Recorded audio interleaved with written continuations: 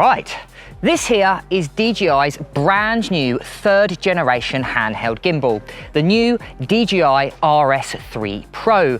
But the question I've got is it worth upgrading from the predecessor, the DJI RS2? Hopefully I'll answer that question, as well as if it's worth a spot in your camera bag. But firstly, let's talk about the brand new features that are found on the DJI RS3 Pro.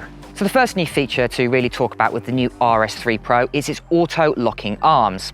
Now, the old RS2, if you wanted to go ahead and carry it around, you'd have to lock all the arms independently, or they'd end up just flopping around when you carry it. But with this new RS3, all you need to do is simply turn the actual gimbal off, and as you can see, it auto locks automatically, which means you can go ahead and carry it around without all the arms flopping around. Now, I originally thought this was a bit more of a gimmicky feature, but actually using it day to day and carrying it from location to location, this is actually a really, really helpful feature, and by far one of my favorite features on the new RS3 Pro.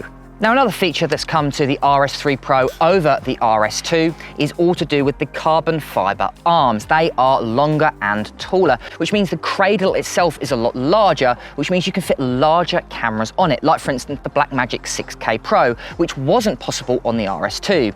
Now, the actual maximum payload hasn't changed. It is 4.5 kilos, but to be honest, for a lot of people, the actual payload, no one ever really maxed it out. It was always fairly possible to keep within that range, but it was always the cradle that was always a little bit too small for some cinema cameras. But now, with the new RS3 Pro, you can fit cameras such as the Canon C70 or even the Nikon Z9 with the 24-70 lens. So the actual cradle itself allows you to have a plethora of larger and more expensive cinema cameras on the RS3 Pro.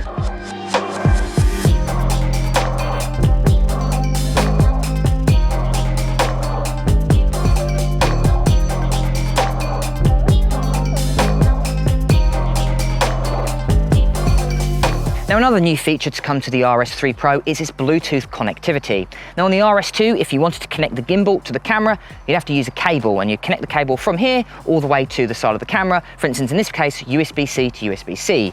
But in this case now, we can actually use Bluetooth. So you can set up Bluetooth on the actual gimbal itself and connect it to the camera, treating it more like a remote, which means if you want to directly connect these two, Bluetooth without any cables is a lot easier. And it also means you haven't got cables, which can sometimes unbalance the gimbal, especially if you set it all up then plug it in, which I've done numerous times. It is really easy to do, and all you need to do is set it up on the touchscreen, and once you've set it up once, pretty much as soon as you connect them again, it's pretty much automatic, which is really nice. Bluetooth connection can sometimes be an issue in a busy area with lots of frequencies, but in an area like today, no problems at all.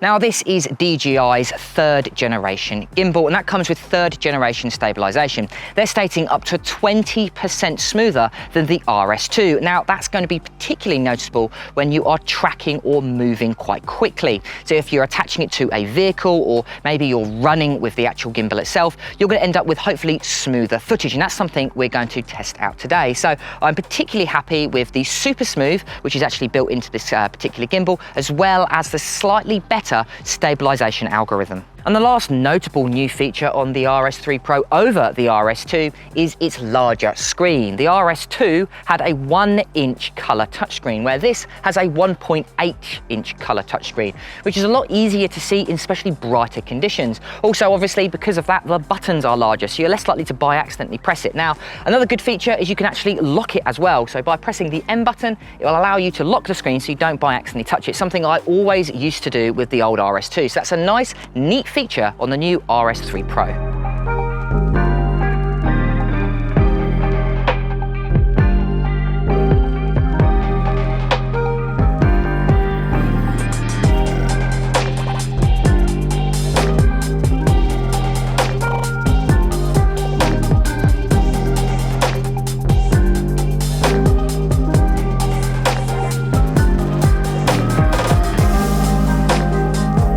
With all these brand new features built into the RS3 Pro, is it worth upgrading to? Well, today I'm going to be showing you what it's like to use and the type of shots you can get with it by coming to Chicksands Bike Park to test the larger screen, extended arms, and also that new stabilization algorithm.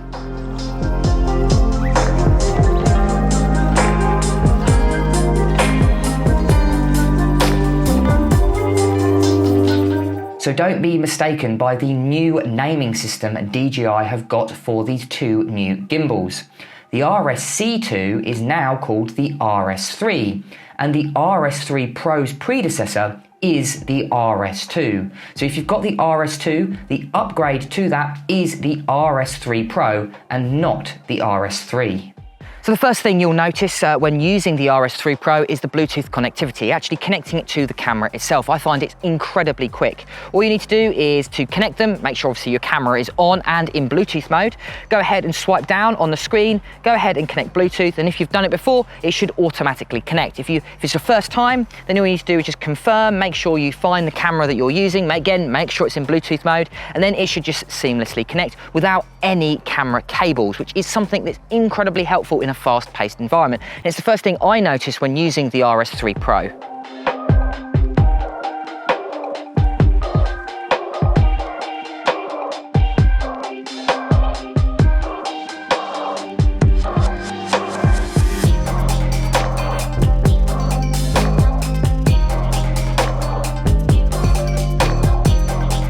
Now another big advantage is the larger motors, which means it's got a smoother stabilization algorithm, which means it's around 20% smoother than the actual RS2, its predecessor. Now that's definitely noticeable when you're tracking and moving subjects, moving quite fast, as you can see by quite a few of the shots I've got today. So this is a big benefit if you're after smoother footage in a faster paced environment.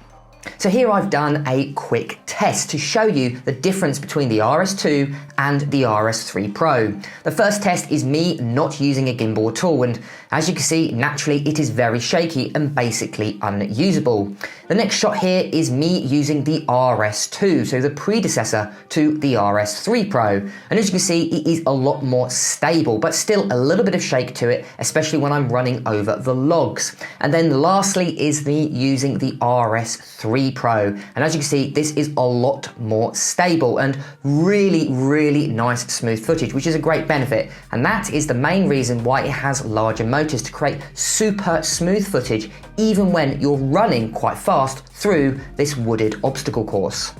Now another big advantage is once you're finished, you don't have to lock all the arms up, you simply press the off button and it automatically locks for you. So what you can do is then go ahead off without necessarily taking it apart, then set it back up again. So if you're after a nice fast-paced gimbal, then the RS3 Pro is a big benefit because of the auto-locking arms. By far, my favorite feature on the RS3 Pro.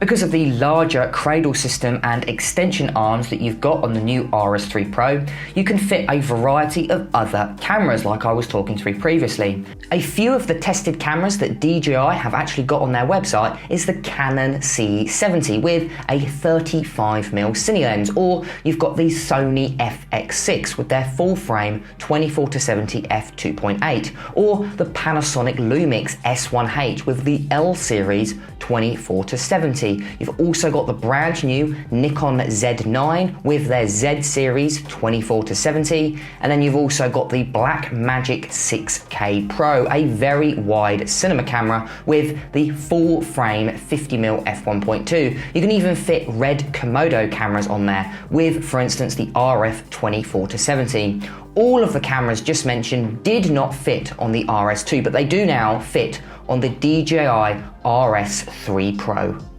So let's quickly talk about the comparison between the RS2, which is the predecessor, and the new RS3 Pro. So firstly is the size of the gimbal. Here is the RS2 versus the RS3 Pro. As you can see, this gimbal is larger with further extending arms, which means you can fit larger cameras onto the RS3 Pro over the RS2. You've also got a locking switch on the side which can auto lock. The RS2 did not have this. They're also in a slightly different position from the RS2. You've also got the PTF side switch, which allows you to change from pan focus tilt all the way to 360-degree roll on the side of the gimbal, having a physical switch instead of relying just on the screen. And then lastly, you've got a larger screen from 1 inch on the RS2 to 1.8 inches on the RS3 Pro. So it's easier to see and easier to use in a professional environment.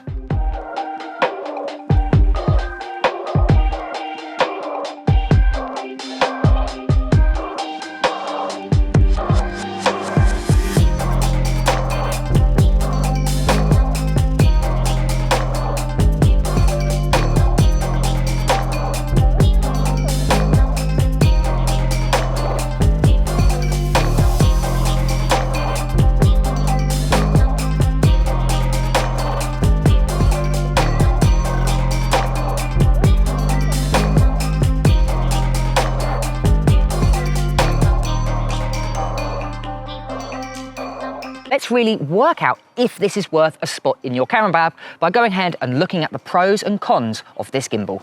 So the first pro is the auto locking arms. I must say, I originally thought it was quite a gimmicky feature, but actually using it day to day, using it at a wedding, for instance, using it at the bikes show that we just went to, I must say it was incredibly handy, being able to lock it, carrying it to another location, and then setting it up again. So instead of deconstructing the entire gimbal or having the camera flopping around, possibly damaging it, just one button can either lock or unlock all of the arms, which I think is a great feature and big bonus of buying the new RS3 Pro.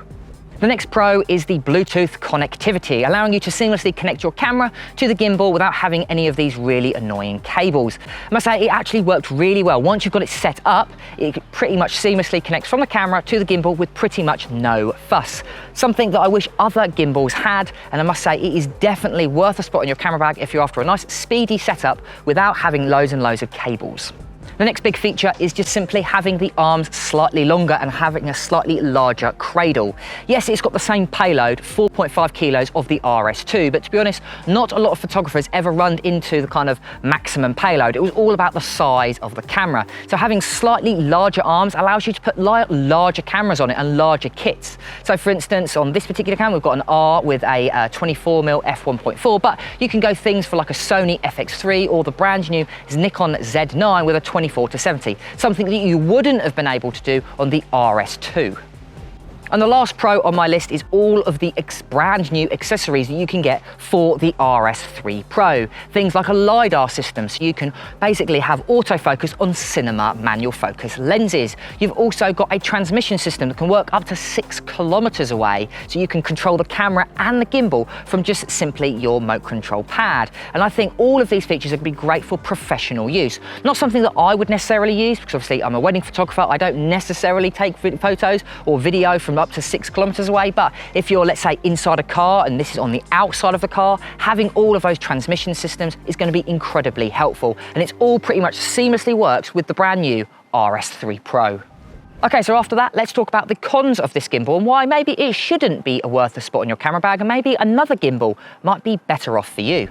So the first con is, well, it's a larger gimbal, so naturally it's going to take up more room in your camera bag. And if you haven't got a very large setup, you're buying something that you're not necessarily fully using to its full potential. Now, yes, this is a great camera for larger kits, like for instance, the Sony FX6 or the Canon C70, but unless you've got a camera of that size, then maybe the RS3 is going to be better for you. Now, we're going to be making a video on that particular gimbal very soon, so make sure to stick around. But I think for a setup like my own with a Canon EOS R and a Sigma 24mm, I'm not going to need the RS3 Pro. I think the RS3 is going to be better for you. So bigger doesn't always mean better when it comes to gimbals.